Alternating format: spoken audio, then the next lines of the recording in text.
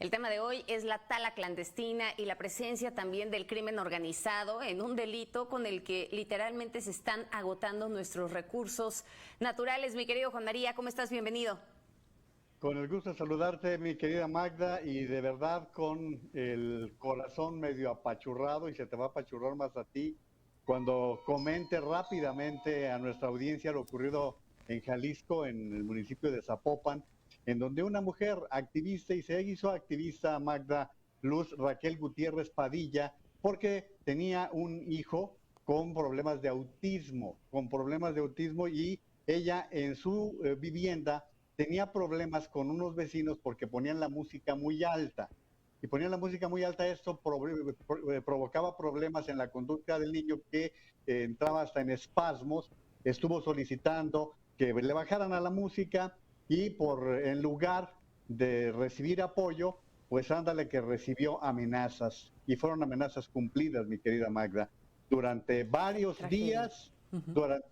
días, estuvieron amenazándola con matarla, y aquí Mundo nos va a hacer el favor de presentarnos un par de imágenes que nos revelan lo que sucedió, porque amenazaron con quemarla, y bueno, pues en un principio le lanzaron cloro, pero finalmente este fin de semana le lanzaron alcohol, le prendieron fuego, se le dañó el 90% de su cuerpo, y finalmente el sábado murió. Esta persona había estado una protección, aquí también está su fotografía, creo que también la tiene el Mundo, había Así es. estado en una protección, y lamentablemente se venció el día 9 de julio, ya no tuvo ninguna protección y murió. Otro feminicidio, mi querida Magda, en medio de una mujer que se había dedicado en cuerpo y alma, 35 años de edad tenía ella, cuando lamentablemente pues fue sacrificada.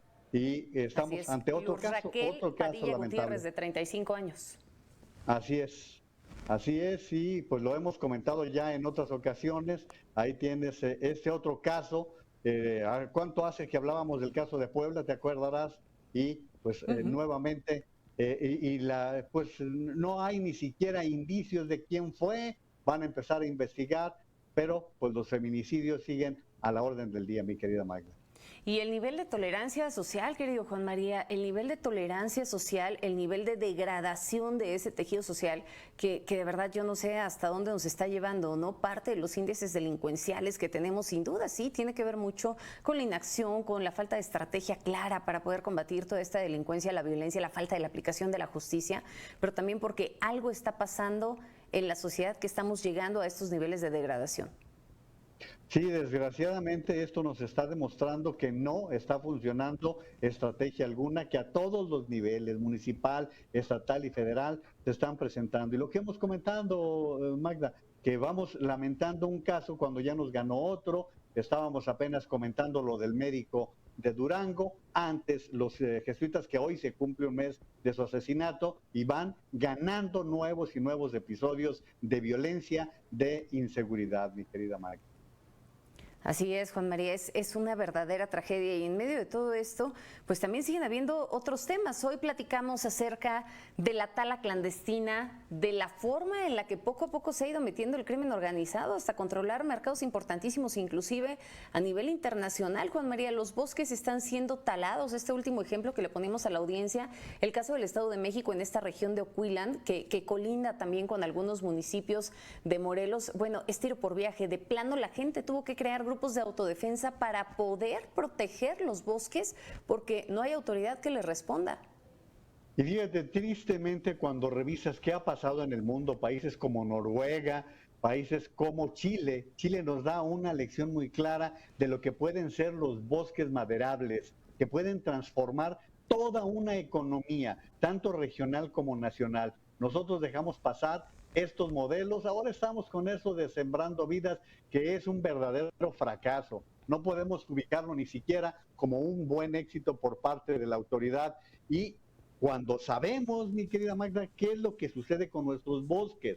Hay bosques en donde simplemente van talando para tener más superficie para la ganadería o para la agricultura. En otros, pues para que se sostengan algunos campesinos o agricultores muy pobres, pero en otros es lo que tú estabas comentando, un franco tráfico de maderas. En el sur del país lo que se registra es tráfico de maderas preciosas en las cuales se registran todo tipo de anormalidades, todo tipo de delitos y ahora pues lo que hemos comentado ya en varias ocasiones, que ahora el crimen organizado, los cárteles están usando también este mecanismo del contrabando de maderas para poder agenciarse recursos. Es decir, estamos también, aparte de devastando nuestros recursos naturales y que estamos viendo, pues la sequía, Magda, no vayamos lejos Claro. de la que hemos hablado con mucha profundidad aquí en Mega Noticias, la sequía es parte de las consecuencias que vamos sufriendo, porque en la medida en que las áreas verdes empiezan a disminuir, pues crecen los problemas del calentamiento global. Y si vamos a cada una de las capitales, tú estás hablando de esta parte que conoces muy bien, que es toda la parte boscosa del Estado de México, cerca de Toluca. Yo te puedo hablar de lo que ha sucedido con el caso en Jalisco del bosque de la primavera, que es el bosque, el pulmón de la zona metropolitana de Guadalajara y otros bosques que están también en la misma zona metropolitana. O podríamos hablar de Chipinque en Monterrey, o podríamos hablar de La Jusco en la Ciudad de México. Jusco, y en todos estos casos, Magda, ¿qué ha ganado la construcción? Las viviendas, el ir quitándole terreno al bosque para poder tener un desarrollo habitacional o turístico, del que tú quieras, pero sin una regulación. Y repito, en lugar de que tengamos programas para la siembra, cosecha de maderas que podrían llevar a mejorarle y transformarle la vida a amplias regiones del país, estamos más metidos en tratar de frenar al crimen organizado tan metido en estas consecuencias, mi querida Magda. Y bueno, que a esto también hay que sumar el asunto de la corrupción, querido Juan María, porque gran parte de los problemas que se están presentando también es porque la corrupción está en todos lados, ¿no? A ver, para la expedición de los permisos de tala, en la tala en sí misma, en el tema de la transportación, en el procesado, en la exportación, en la venta inclusive de maderas, ¿le seguimos?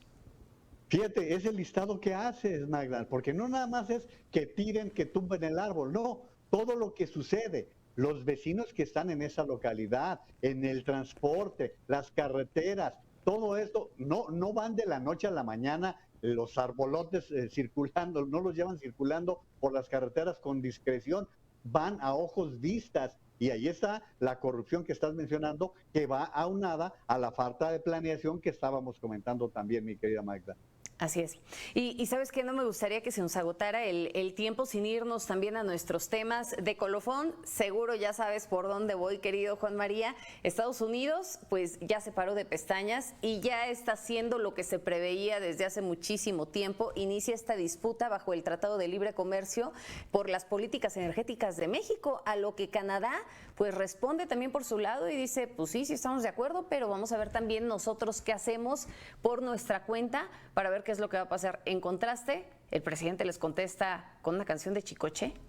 Con una tontería, de verdad. Mira, este tema viene desde 2018 que estaban las discusiones, cuando el gobierno de Peña Nieto tomó la decisión de dejar en manos de López Obrador la revisión del Tratado de Libre Comercio, en particular el tema de energía, cuando el tema se lo debieron dejar a Ildefonso Guajardo, una gente bien experimentada, una gente con mucho conocimiento en la materia, y él, pues disciplinado como era, secretario de Economía en ese momento, dejó que Jesús Seade hiciera las negociaciones y que no le dijeran, o si le dijeron, el presidente dice que no es cierto, en el Tratado de Libre Comercio, en su revisión, en la cláusula número 31, quedó establecido, pero claramente, que no habría una competencia desleal en materia energética y nada de que aquí las reglas locales y pues como sabemos, el gobierno de López Obrador impulsó una reforma eléctrica. ¿Para qué? Para beneficiar a Pemex y a la Comisión Federal de Electricidad,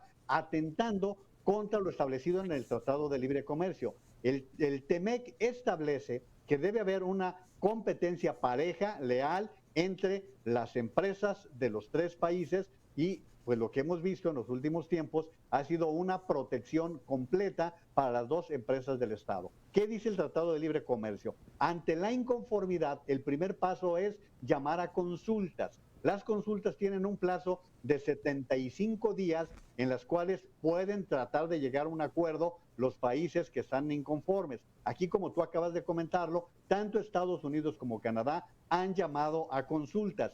Si no se llega a un acuerdo, entonces se pasa a un panel de controversias. Y allí, si llegamos a esa instancia, mi querida Magda, aguas, porque nos vienen problemas muy serios. O sea, se tendría que pagar una buena cantidad de dinero si llegamos hasta ese punto.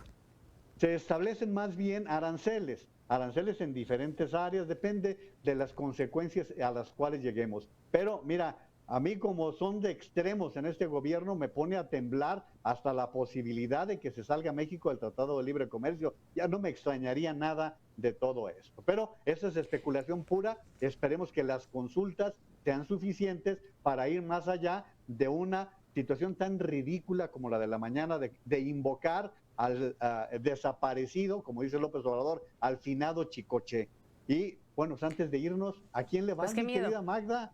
Hoy dicen ya ¿A quién le voy de qué? que dicen que la encuesta favorece a Delfina. ¿Te parece extraño? Hombre, ¿Te sorprende? Ay, querido Juan María, me quedé pensando en fútbol, perdóname.